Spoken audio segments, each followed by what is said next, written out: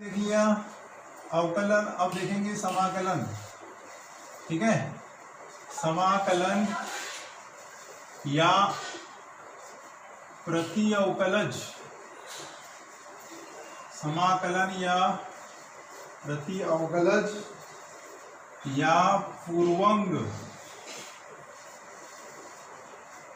है ना। अंग्रेजी में इसको बोलते हैं इंटीग्रेशन, इंटीग्रेशन और anti derivation, anti derivative, anti derivative, derivative और प्रिमेटिव, एक ही बात है। जनरली हम ये समाकलन का नाम सुने हैं, लेकिन समाकलन को प्रति अवकलज भी बोलते हैं या पूर्वंग भी बोलते हैं। तो परीक्षा में अगर प्रति अवकलज ज्ञात करने आया तो घबराना नहीं है। प्रति अवकलज या पूछा कि पूर्वंग ज्ञात कीजिए, तो प्रति अवकलज या पूर्वंग पूछा है तो घबराना नहीं कि सर ये क्या पूछ लिया। ये कुल मिलाकर के वही है, मतलब समाकलन ज्ञात करना है। ठीक है, तो समाकलन है क्या? समाकलन की परिभाषा, समाकलन की परिभाषा। ठीक है, देखिए समाकलन की परिभाषा क्या है। हम जो पढ़ेंगे समाकलन जो है वो अवकलन की विपरीत प्रक्रिया के संदर्भ में पढ़ेंगे अपन, है ना। तो समाकलन क्या है? अवकलन की विपरीत प्रक्रिया को, अवकलन की विपरीत प्रक्रिया को समाकलन कहते हैं। अवकलन की विपरीत प्रतिक्रिया को समाकलन या प्रति अवकलज, प्रति अवकलज या प्रति अवकलन कहते हैं। समाकलन या प्रति अवकलन या पूर्वंग कहते हैं, पूर्वंग कहते हैं। ठीक है, ठीक। तो समाकलन क्या है? समाकलन या प्रति अवकलज जो है वो अवकलन की विपरीत प्रक्रिया को कहते हैं। ठीक है, अवकलन की विपरीत प्रक्रिया समाकलन कहलाती है। सरल शब्दों में अपन समाकलन ही बोलते हैं। ठीक है, अब समाकलन से तात्पर्य यहाँ पर क्या है? समाकलन दो टाइप का होता है, एक होता है अनिश्चित समाकलन और एक होता है निश्चित समाकलन, है ना। तो अनिश्चित समाकलन मतलब साधारण समाकलन। जब भी निश्चित समाकलन आएगा तो वो डेफिनेट इंटीग्रल ही बोलेंगे उसको, है ना। समाकलन से तात्पर्य यहाँ पर अनिश्चित समाकलन ही है ना। ठीक है, इसको नोट कर लिए। अवकलन की विपरीत प्रक्रिया को समाकलन या प्रति अवकलज या एक्चुअली अनिश्चित समाकलन है पर समाकलन भी बोलते हैं उसको। ठीक है, समाकलन या प्रति अवकलज या पूर्वंग कहते हैं। ठीक है, नोट कर लिए। ओके, अब ये खालिस्तान में आ सकता है। अवकलन की विपरीत प्रक्रिया खालिस्तान कहलाती है। तो क्या लिखोगे? समाकलन या प्रति अवकलज कहलाती है या पूर्वंग कहलाती है, प्रिमेटिव। ओके, अब अवकलन गुणांक में हम क्या करते हैं? अवकलन गुणांक में क्या करते थे अपन? अवकलन गुणांक में किसी फलन का अवकलन गुणांक ज्ञात करते थे, है ना। ठीक है, अवकलन की क्रिया में हम क्या करते हैं? अब इसको आज जो है अपन सिर्फ बेसिक समझेंगे इसका, है ना, कि ये है क्या, क्या भला है ये अवकलन समाकलन। अवकलन तो पढ़ लिए। अवकलन की क्रिया में हम किसी फलन का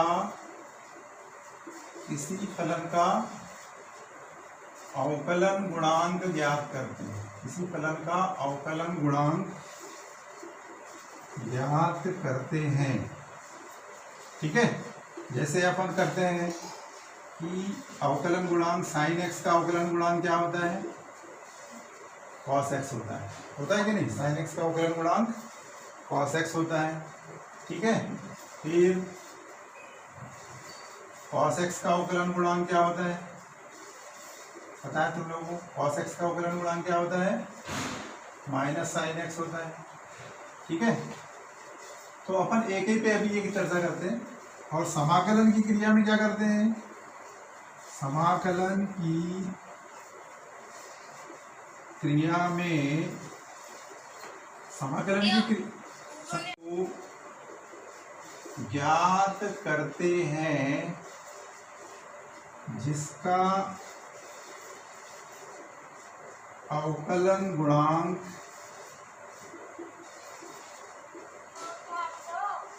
दिया होता है। ठीक है, माइक बंद करो। समाकलन की क्रिया में हम क्या करते हैं, उस फलन को ज्ञात करते हैं, उस फलन को ज्ञात करते। समाकलन है क्या, समाकलन एक अवकलन की विपरीत प्रक्रिया, ये अपन ने देखी। तो ये है कि जैसे d by D x of f x बराबर क्या होता है, मान के चलो एफ एक्स हुआ। तो समाकलन में हम क्या करते हैं, जैसे मैंने क्या बताया कि उस फलन को ज्ञात करते हैं जिसका अवकलन गुणांक पता है। ठीक है, जैसे एफ एक्स का अवकलन गुणांक एफ एक्स होता है ना। तो समाकलन की क्रिया में हम क्या करते हैं, उस फलन को ज्ञात करते हैं, मतलब एफ को ज्ञात करते हैं यदि हमको एफ एक्स दिया हुआ। ठीक है, तो जैसे d by D x of क्या है, हमको पता है साइन एक्स बराबर, एग्जाम्पल लेते हैं अपन, D by D x of sine X बराबर क्या हुआ, कॉस एक्स। तो यदि हमको अवकलन गुणांक पता है तो क्या हम वो फलन को ज्ञात कर सकते हैं क्या, जिसका अवकलन गुणांक दिया है। तो कॉस एक्स का इंटीग्रेशन क्या हो जाएगा, कॉस एक्स का इंटीग्रेशन हो जाएगा क्या, साइन एक्स हो जाएगा। ठीक है, तो हमने क्या किया, हमने फिर से डेफिनेशन में अपन क्या करते हैं, समाकलन में करते क्या है, समाकलन में, समाकलन की क्रिया में, समाकलन की क्रिया में हम वह फलन ज्ञात करते हैं, वह फलन ज्ञात करते हैं जिसका अवकलन गुणांक दिया रहता है, जिसका अवकलन गुणांक दिया रहता है। मतलब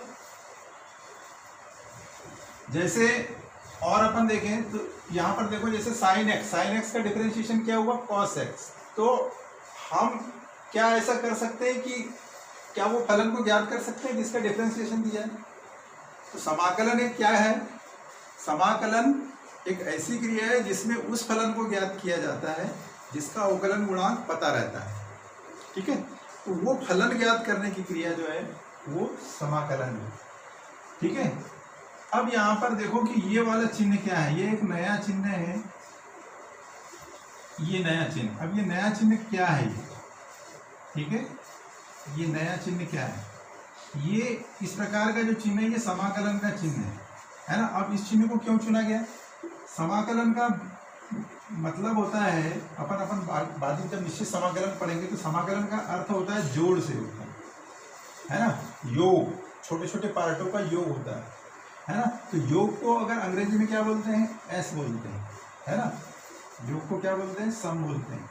तो इसी से, इसी एस से ये वाला चिन्ह लिया गया है, this is something like S, है ना। तो ये समाकलन का संक्रिया चिन्ह है, ठीक है, ओके। और ये जो चीज रहती है इसको हम क्या बोलते हैं, समाकल्य बोलते हैं। क्या कहते हैं, समाकल्य। अंग्रेजी में क्या बोलते हैं इसको, इंटीग्रेंड बोलते हैं, ठीक है, इंटीग्रेंड बोलते हैं, ठीक है। और ये जो है समाकलन की क्रिया के फलस्वरूप अपने को जो फलन मिला वो कहलाएगा, ठीक है। तो सारांश में ये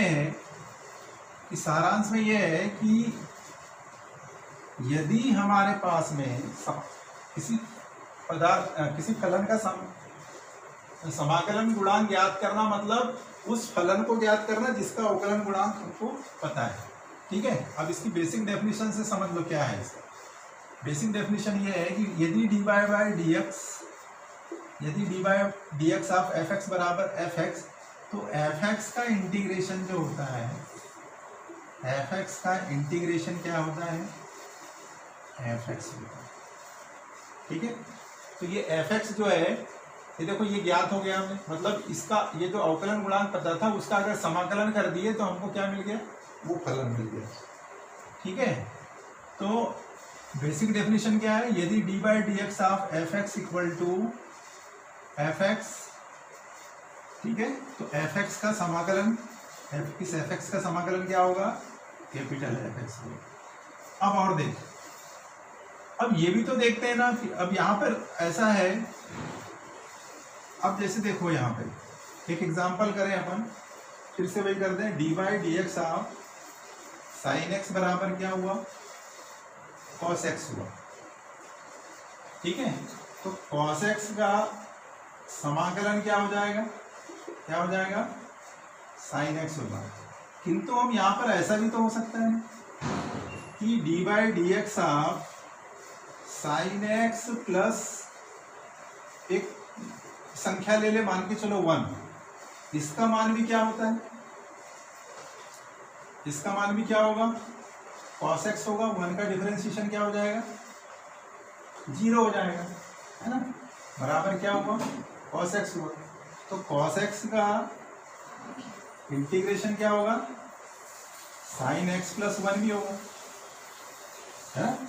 इसकी परिभाषा से, इसकी परिभाषा क्या है, बेसिक परिभाषा यही है ना। यदि d by D x of f x equal to f x, तो एफ एक्स का समाकलन क्या होगा, एफ एक्स होगा। अब यहाँ पर देख, अब यहाँ इसके स्थान पर सर हमारा क्वेश्चन हो सकता है कि सर इसके स्थान पर ये भी तो हो सकता है, साइन एक्स प्लस 2 भी करें।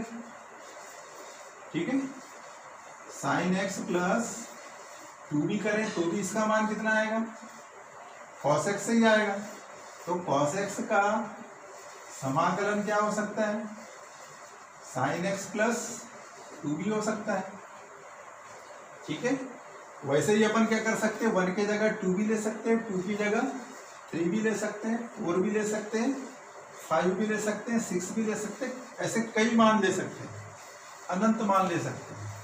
ठीक है, तो इसलिए हम इसको लिखते हैं कि भाई ऐसा भी तो लिख सकते हैं कि D by D x of sine X plus C बराबर क्या होगा, कॉस एक्स होगा, है ना।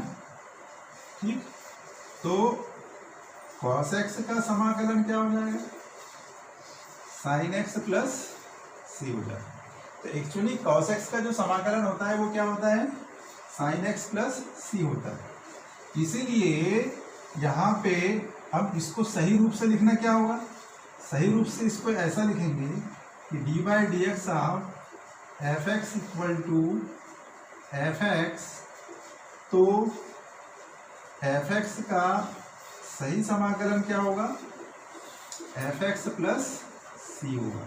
और ये एफ एक्स प्लस सी जो है, ठीक है, एफ एक्स प्लस सी जो है वो क्या कहलाता है, इसका ये एफ एक्स प्लस सी को हम क्या बोलते हैं, एफ एक्स का प्रति अवकलज बोलते हैं। क्या बोलते हैं, प्रति अवकलज बोलते हैं या अनिश्चित समाकलन बोलते हैं। ठीक है, अनिश्चित समाकलन। अब यहाँ पर देखो सी जो है, सी एक क्या है, सी एक स्थिरांक है, तो इसको स्वेच्छ स्थिरांक बोलते हैं, स्वेच्छ स्थिरांक। अंग्रेजी में बोलेंगे इसको आर्बिट्रेरी कांस्टेंट, आर्बिट्रेरी कांस्टेंट बोलते हैं।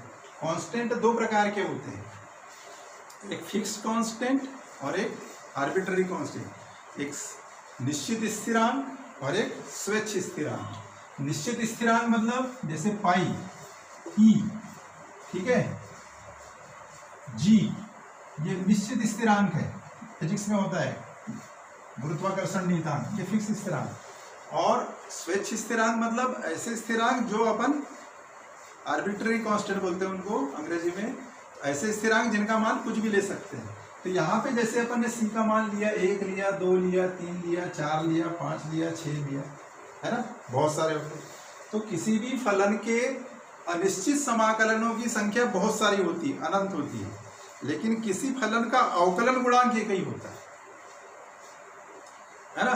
तो कोई पूछा कि अवकलन और समाकलन में अंतर क्या है, अपन बाद में डिटेल में देखेंगे। तो अवकलन और समाकलन में अंतर ये है, समाकलन से सिंपल तात्पर्य जब तक नहीं बोला गया मतलब समाकलन मतलब अनिश्चित समाकलन है ना।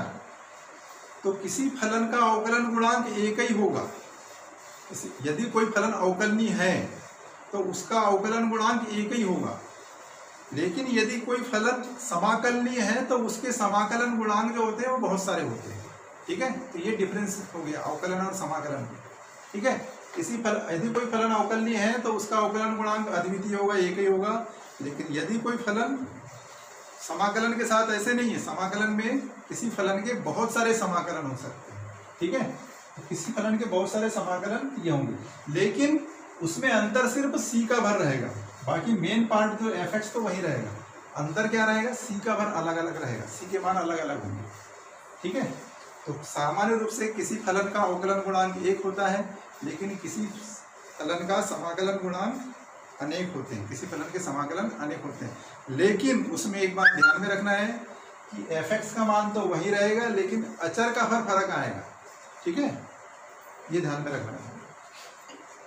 ओके, तो हमने क्या देखा, अवकलन और समाकलन दोनों एक प्रक्रिया है ना, दोनों एक ऑपरेशन है। अवकलन ये जैसे ये ऑपरेटर है ना, dy/dx ये ऑपरेटर हो गया, वैसे समाकलन भी है, एक संक्रिया है। अवकलन और समाकलन दोनों में समानता क्या हो गई, दोनों क्या है, एक संक्रिया है ना। लेकिन एक अंतर अपन ने क्या देखी, एक अंतर ये देखे अवकलन समाकलन में कि किसी फलन, यदि कोई फलन अवकलनीय है तो उसका अवकलन गुणांक एक होगा, लेकिन यदि कोई फलन समाकलनीय है तो उसके समाकलन गुणांक बहुत सारे होते हैं। और बहुत सारे अंतर किसके कारण होते हैं, ये स्वेच्छ अचर, हम इसका मान कुछ भी ले सकते हैं, 1 ले सकते हैं, 2 ले सकते हैं, 3 ले सकते हैं, 4 ले सकते हैं, 100 ले सकते हैं, 1000 ले सकते हैं, ऐसे अपने अपने कई मान ले सकते हैं। ठीक, ओके, तो ये इसका बेसिक है। तो समाकलन करना मतलब क्या है, समाकलन करना मतलब किसी समाकलन गुणांक ज्ञात करना, मतलब वह फलन ज्ञात करना है जिसका हमें अवकलन गुणांक दिया हुआ। ठीक है, आ गया समझ में। अब अपन इसके बेसिक पे देखते हैं। तो बेसिक डेफिनेशन यही है हमारी, बेसिक डेफिनेशन इसको ध्यान में रखना है क्या, कि यदि dy/dx of f(x) equal to f(x) तो f(x) का समाकलन गुणांक f(x) प्लस c होता है। ठीक है, ओके, सूत्र देखें है ना। तो हमने क्या देखा, यदि एक्चुअल क्या है, dy/dx of f(x) equal to f(x), तो सही डेफिनेशन क्या है, dy/dx of f(x) equal to f(x), तो f(x) का इंटीग्रेशन क्या होता है, f(x) प्लस c होता है।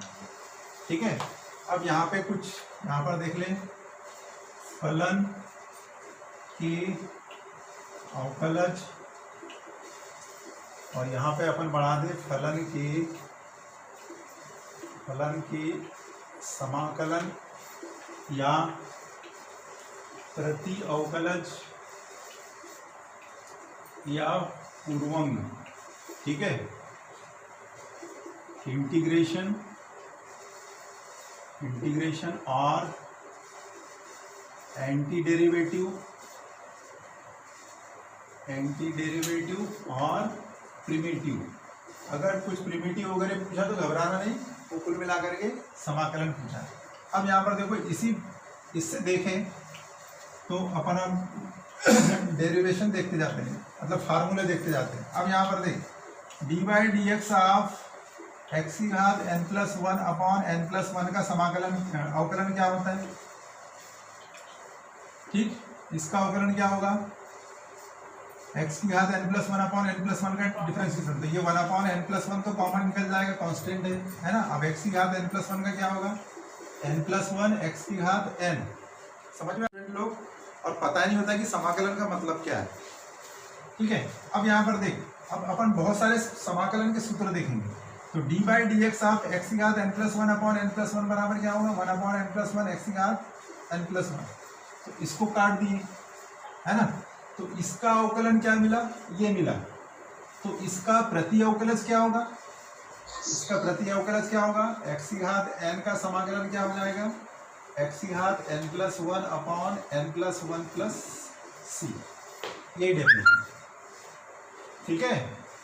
इसके उदाहरण के रूप में ऐसा लिख लो, d/dx ऑफ साइन x बराबर कॉस x। तो कॉस x का इंटीग्रेशन क्या होगा, साइन x प्लस c होगा, ठीक है, ओके। और देख, अब d/dx ऑफ x है ना, d/dx इक्वल टू x का क्या होता है 1। तो 1 मतलब ऐसा, मतलब ये सिंपली अपन क्या बोले dx, ठीक है। तो dx का अनिश्चित समाकलन क्या होगा, x प्लस c हो गया। अब और बनाते जाओ, तीसरा फार्मूला देखो, d/dx ऑफ साइन x क्या होगा, होता है cos x। तो cos x का समाकलन क्या हो जाएगा, cos x का समाकलन क्या हो जाएगा बोलो, साइन x प्लस c हो जाएगा। और देख, ऐसे तो सूत्र बनते जाएंगे, d/dx ऑफ cos x का क्या होगा, cos x का डिफरेंशिएशन क्या होगा, साइन x, है ना। तो साइन x का समाकलन क्या हो जाएगा, cos x का माइनस साइन x होता है ना। तो साइन x का समाकलन क्या हो जाएगा, ठीक है। ये चिन्ह कहाँ से आया मैंने बता दिया था, ये सम को शो करता है। तो सम मतलब ऐसा, तो इसको ये इस टाइप से कर देते हैं, ठीक, ओके। साइन x का समाकलन क्या हो जाएगा, ये माइनस इधर आ जाएगा, है ना। साइन x का समाकलन, तो हम इसको देखो cos x का समाकलन साइन x, या हम ये लिख सकते हैं कि माइनस cos x का समाकलन, माइनस cos x का डिफरेंशिएशन क्या होगा, साइन x। तो साइन x का डिफरेंशिएशन क्या होगा, minus cos x plus c, ठीक है, ओके। नंबर 5 और कौन कौन से अपने देखे थे, d/dx ऑफ tan x का डिफरेंशिएशन क्या हुआ, sec स्क्वायर x। तो sec स्क्वायर x का समाकलन क्या हो जाएगा, sec स्क्वायर x का इंटीग्रेशन क्या हो जाएगा, tan x। ऐसा बनाते जाओ तुम लोग सूत्र। हाँ, साइन हो गया, cos हो गया, tan हो गया, है ना। छठवा देख ले, d/dx ऑफ साइन हो गया, cos हो गया, tan हो गया। अब क्या आ गया, cot, है ना। cot x का क्या होता है, माइनस कोसेक स्क्वायर x। तो कोसेक स्क्वायर x का इंटीग्रेशन क्या हो जाएगा, कोसेक स्क्वायर x का इंटीग्रेशन क्या हो जाएगा, minus cot x plus c हो जाएगा, ठीक है। तो बेसिक डेफिनेशन यही है, इसी से हमारे सवाल बनते हैं, ठीक है। अब अपन ने कौन कौन से सीखे हैं वो लिखते जाइए ऐसे, है ना, ठीक है। तो साइन हो गया, कॉस हो गया, टेन हो गया, कॉट हो गया, और क्या क्या बचे अपने पास, बोलते जाओ, कौन कौन से थे,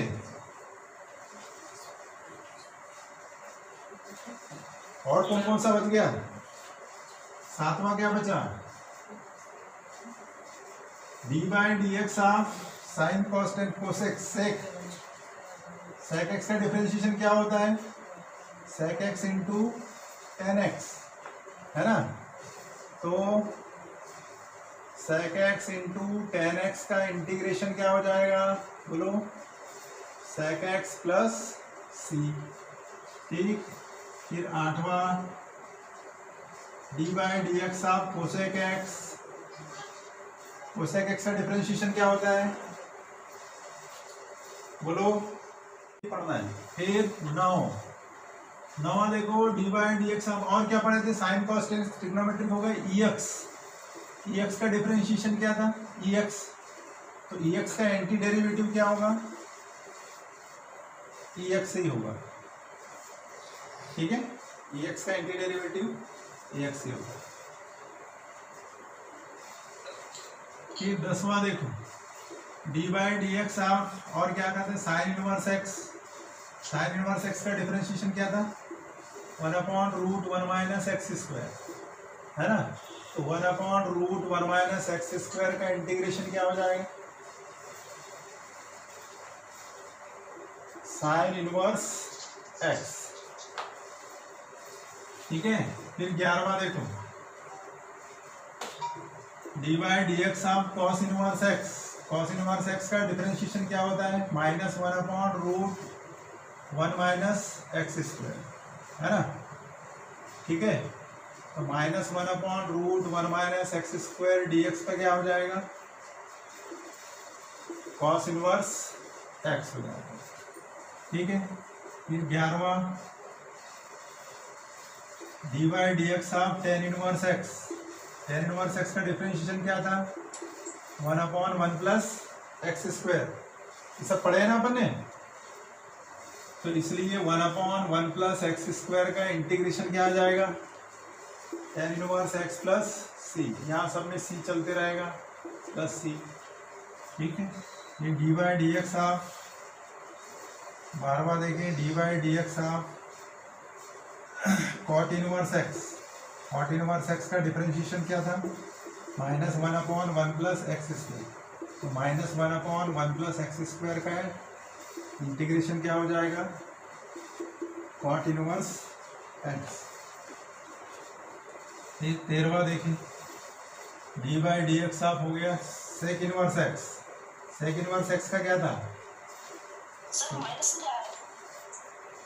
ये आया ना। ठीक है, ये इधर लिख दिया हो, अब ये माइनस का गुणा करेगा तो फिर इधर आ जाएगा, है ना।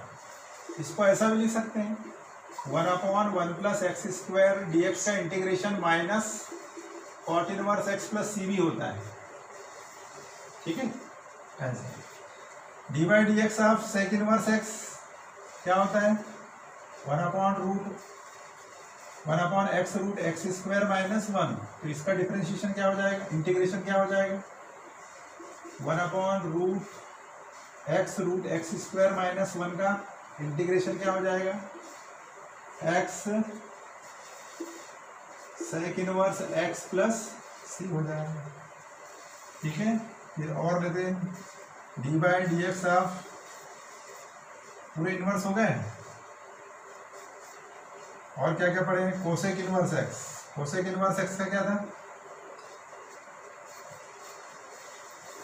कोसेक इनवर्स एक्स का क्या था,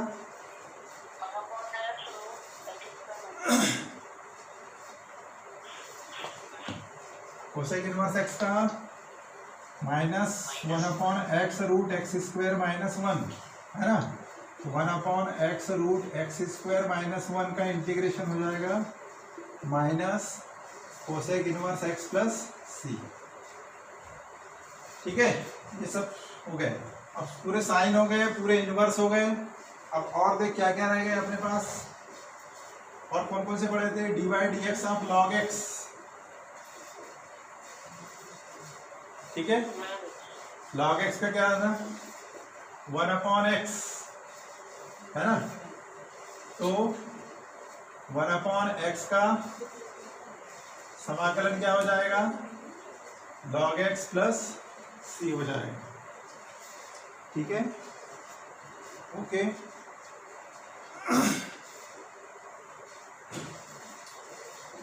ओके, और क्या क्या था, D by D x of A x का क्या था, ax log EA, है ना। या हम इसको ऐसा क्या लिख सकते हैं, D by D x of a⁻x upon log EA बराबर क्या हो गया, ax। ठीक है, तो ax का इंटीग्रेशन क्या हो जाएगा, a⁻x अपॉन log EA, या a⁻x 1/log E मतलब log AE, ये दोनों हो जाएंगे। ठीक है, ये तो हमने देखे लिए, d by D x of x⁻n+1 upon n+1 equal to क्या होता है, x की घात n। x की घात n का समाकलन क्या हो जाएगा, x की घात n+1 अपॉन n+1। लेकिन यहाँ पे ध्यान में रखना है कि n+1 n+1 is not equal to 0, मतलब n बराबर क्या होना चाहिए, -1 नहीं होना चाहिए, है ना। ठीक है, ये वाला सूत्र कब लगाना है, जब n+1 is not equal to 0। ठीक, इसमें ये बात ध्यान में रखना है अपने को कि इंटीग्रेशन या एंटी डेरिवेटिव या प्रिमिटिव क्या है, ये उस फलन को ज्ञात करने की प्रक्रिया है जिसका अवकलन गुणांक हमें ज्ञात होता है।